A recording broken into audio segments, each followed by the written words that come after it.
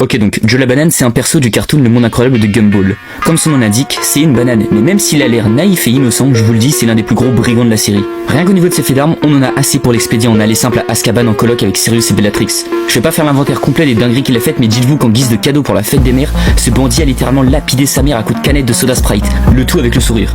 Bon, à ce niveau-là, on peut dire qu'il est juste complètement con, malgré une certaine innocence. Mais c'est entièrement faux, puisque ce mec, c'est probablement le personnage le plus perverti de la série. Non mais parce que, je vais pas rentrer dans les détails, hein, mais dites-vous que Gumball l'a surpris alors qu'il était sur le point de se la tordre sur la catégorie fruity de X-Video, cet animal. En plus, il a l'air frêle comme ça, hein, mais je vous assure que c'est un monstre de puissance physiquement parlant. Y a qu'à voir les poids qu'il soulève au développé couché, le truc fait 10 fois son poids. Mais surtout, ce dégénéré, au lieu de s'asseoir comme toute banane qui se respecte dans le bus, il préfère faire la chaise, et le pire c'est qu'il la tient sans broncher.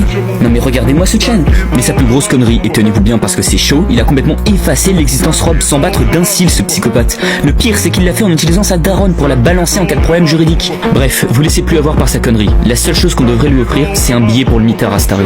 Ok, donc Richard, c'est ce gros lapin rose de la série Le Monde Incroyable de Gumball. Et je jure qu'on n'a jamais vu un daron aussi détraqué. Ah vraiment, ce mec c'est l'exact opposé d'un homme capable. Et le pire c'est qu'il en a rien à battre. Y a qu'à voir comment sa femme se la bute au taf pour se faire payer des cacahuètes, littéralement, pendant que lui s'astique l'estomac avec une moyenne de 5 pas par jour pour un niveau calorique supérieur à la dette de l'Europe de l'Est. Ok, on peut l'excuser pour le taf puisque s'il en trouve un, il devient un danger pour l'univers tout entier, mais ça montre que c'est une dinguerie. Il est tellement incompatible avec le moindre effort qu'il change les règles de l'espace-temps juste en faisant. Vous l'avez compris, en tant qu'homme marié, c'est pas le bon plan, mais en tant que daron, c'est encore pire. Non mais c'est une dinguerie comment il est incompétent. Faut quand même rappeler que ce dégénéré a oublié ses gosses dans une piscine à balles qui s'est fait déplacer dans les conteneurs, dans une putain de décharge, le jour avant leur rentrée, c'est abusé. Je veux bien qu'il ait sauvé Gumball une fois, mais ça le rend pas exempt de toute responsabilité pour autant, c'est incapable. Et je vais pas parler des traumas qu'il a infligé à ses gosses en prime, mais s'il y a un truc sur lequel il a vraiment foiré, c'est la finance. Je vous ai dit que Nicole se fait presque pas payer pendant qu'il fout rien, et bah dites-vous que ce gobelin a eu la merveilleuse idée de payer une putain d'étoile sur internet, ce qui a condamné sa famille à rester en dessous du seuil de pauvreté sur plusieurs générations. Et le pire c'est que c'était une arnaque puisque l'étoile s'est éteinte en même pas 20 ans. Elle fait pas que baver sa propre famille cet animal, il était prêt à ruiner la vie d'un coiffeur qui voulait pas le coiffer pour la raison évidente qu'il est chauve cet enfoiré. Non mais quand t'es père de famille, être aussi con ça devrait être passible de prison. Ok, donc la mort c'est ce gros loup qui pète le style dans le chapeauté 2. Et je peux dire sans aucun doute que c'est le vilain le plus stylé de la série du film. Bon, après vous me direz que c'est pas compliqué quand ton rival c'est l'édition bio chaîne alimentaire de Bob Razowski. Et même si on peut pas lui enlever le fait qu'il soit ultra stylé, je peux vous dire qu'il est pas exempt de tout défaut pour autant. Non parce que c'est bien beau de faire des entrées badass avec un sifflement qui défie les lois de l'univers à avoir un écho dans un 20 mètres carrés.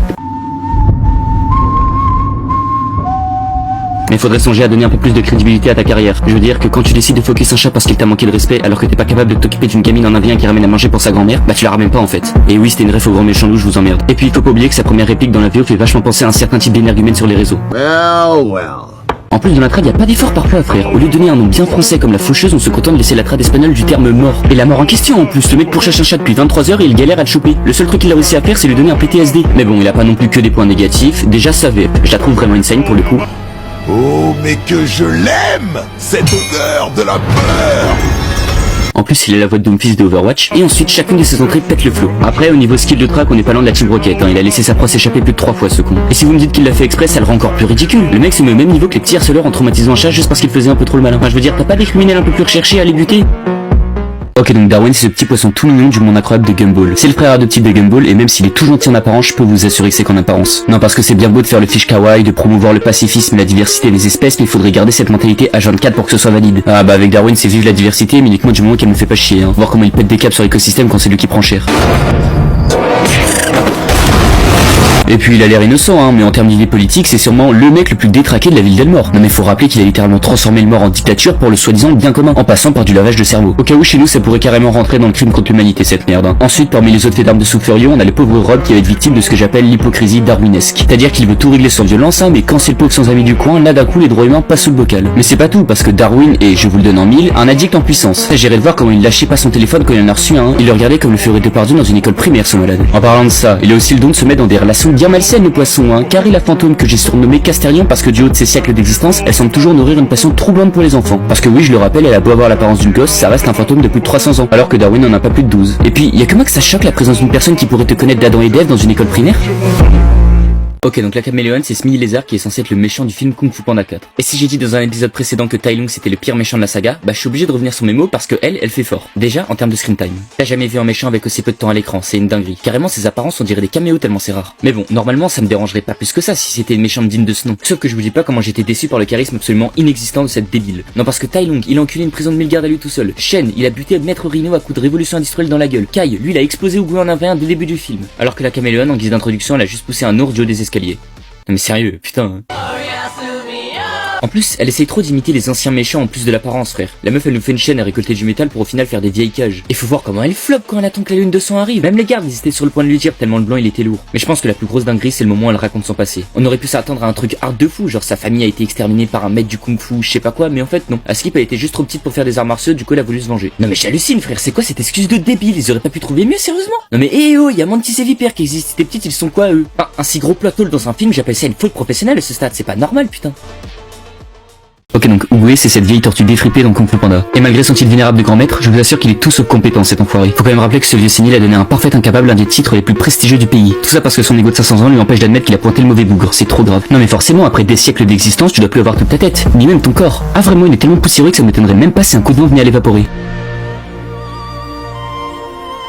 Ouais, enfin, c'était une vanne à la base, quoi. Mais bon, en plus d'être un fumiste fini à la gomme, c'est un vrai irresponsable, sérieusement. Non, parce que nommer un gros panda comme le plus grand guerrier protecteur du pays, je veux bien. Mais abandonner ton pays à un tyran surpuissant que seul toi est censé pouvoir vaincre en fondant tous tes espoirs sur un mec qui était vendeur de nouilles il y a une semaine, j'appelle ça de la trahison. Eh oh, t'as tenu 500 ans sans problème, tu pouvais pas attendre une semaine de plus histoire de t'occuper de Tigre triste édition avant de te disperser en haut d'une montagne. Non mais c'est insupportable, putain, entre le moment où t'as appris qu'il s'était évadé et ta mort, t'avais le temps de l'éteindre 8 fois. Et me dites pas qu'il était en fin de vie, hein. Dans le 3 il se tape avec un buffle avec des coups capables de détruire des montagnes, il avoue même qu'il n'avait jamais essayé de revenir dans le monde des mortels. Et en plus sa justification c'est une aberration sans nom. It was never my destiny to stop you. Bien d'avant quelqu'un que t'avais juste la flemme de te battre pour protéger ton pays alors que t'es le mec le plus vénéré de la nation. Non mais sérieusement t'es immunisé à la honte quand tu dépasses un certain âge ou ça se passe comment? Ok donc aujourd'hui on va s'attaquer à une catégorie très spécifique de détraqués qui compose cette planète. Et je parle bien évidemment de la communauté RP. Alors pour ceux qui savent pas, RP ça veut dire roleplay et le but d'un roleplay c'est d'interpréter des personnages fictifs, réels, etc. à deux ou plus généralement pour créer une histoire. Ça a l'air normal dit comme ça je sais mais je peux vous assurer que même s'il y en a beaucoup qui font ça juste pour le fun et ne font rien d'alarmant, il y en a une bonne partie qui opère les scénarios les plus tordus et malicieux que la Terre ait jamais connus. Je peux déjà parler de la communauté RP sur VRChat qui pousse le délire encore plus loin puisqu'ils prennent carrément de l'apparence du personnage qui joue pour réaliser leurs dessins maléfiques. Mais bon, eux encore c'est pas vraiment les pires si on les met à côté de la communauté RP Garry's Mod. Parce que oui, même ce célèbre jeu, notamment connu pour son mode Prop Hunt, est aussi le repère des plus grands malfaiteurs de l'histoire et j'en veux comme preuve l'extrait suivant. Je jure devant Dieu, obéissance inconditionnelle à guide du Reich et du peuple allemand. Enfin, je vais terminer avec le RP qui touche carrément à l'illégalité et qui est même pas fait entre humains. C'est ce que j'appelle le AIRP. Le AIRP qui est donc un roleplay entre un humain et une intelligence artificielle. Le plus souvent sur l'application Character AI. Non parce que si en apparence c'est marrant de discuter avec Mario ou Sans d'Undertale, les dérives n'ont pas tardé à se faire connaître. Simulation de kidnapping, torture et activités sexuellement explicites, il y a vraiment de tout. Et je vous raconte pas les singeries qui doivent se passer pour toutes les AI qui simulent les personnages d'animé. C'est allé tellement loin que les créateurs de l'application ont mis un filtre anti-contenu explicite pour éviter que ça devienne trop sombre. Sauf qu'ils avaient pas prévu la détermination de la communauté qui trouve chaque semaine des moyens de bypass le filtre par des subterfuges aussi burlesques que les uns que les autres. Dites-vous, la communauté est tellement investie que ça a fait une pétition pour supprimer le filtre ou au moins mettre un mode 100 avec plus de 150 000 signatures. Enfin bref, la communauté RP, je vous respecte, hein, mais il s'agirait quand même de faire de la prévention sur les animaux qui composent ce monde.